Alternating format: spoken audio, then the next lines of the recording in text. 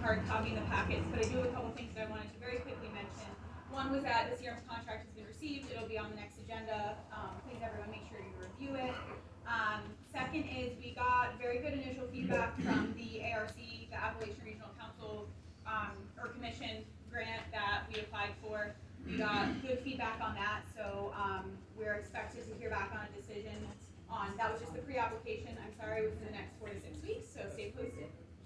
That's for Mingo Sewage project. We applied for, I believe, $750,000 in grant funding, so fingers crossed there, but we got good initial feedback. Today was our new intern's very first day. She worked a half day this morning, and I'm already very excited to have her on board, so hopefully we can look for her at a future meeting. And we have begun, by we I mean myself and the police contract liaison, Ms. Dupree, have met with Chief Harris and started those negotiations, not negotiations, started those conversations, and he's going to get back to the board with some numbers based off our conversations, and hopefully he'll be here at a future meeting also to kind of engage in conversation there. So.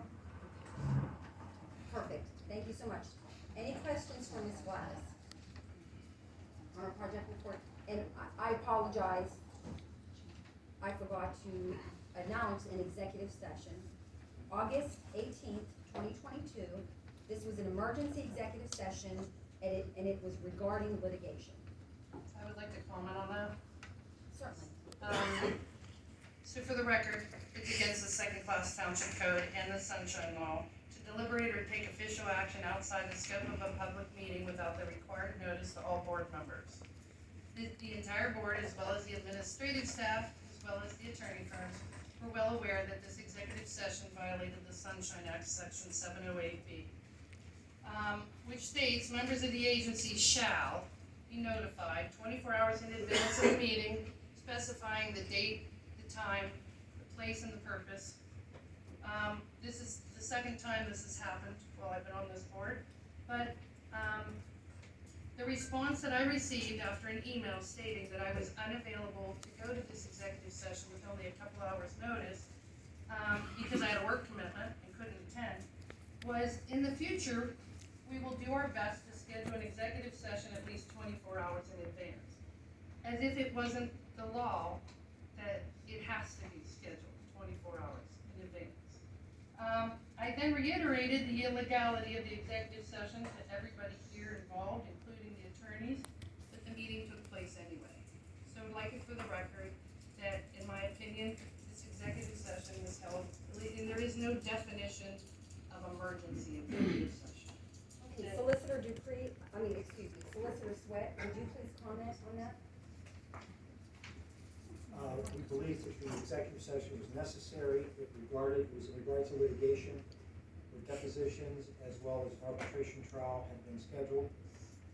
This was an effort to possibly discuss settlement of the case and to stop the running of legal fees, which have always been a topic at almost every meeting. It's common to hold a board in executive session on litigation when you're dealing with settlement. That item is listed for a public decision on this agenda. So I believe it was necessary and it wasn't a violation. You believe that was not a violation? I do not.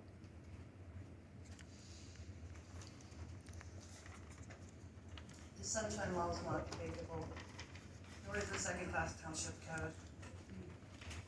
This wasn't a sunshine law meeting, it was an executive session. It was an executive session, and the Sunshine Act 708B states that you shall notify all board members 24 hours in advance with a specific date, time, place, and purpose. And that did not happen in this case, and I made the entire board, as well as your law firm and Ms. Gallagher's law firm, notified that that did not happen here. Okay, thank you very much. Any other comments? Okay, moving on to